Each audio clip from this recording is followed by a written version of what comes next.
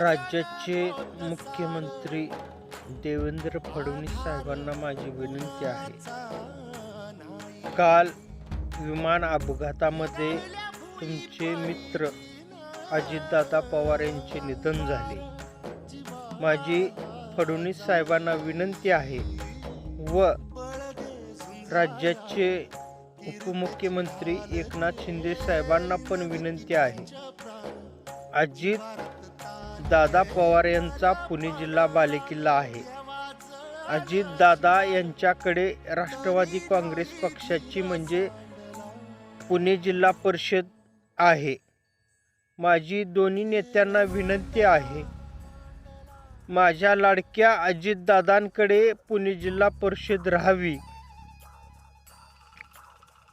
मुख्यमंत्री देवेंद्र फडणवीसांना माझे हात जोडून विनंती आहे की तुम्ही तुमच्या मित्रासाठी पुणे जिल्हा परिषद बिनविरोध करणार का?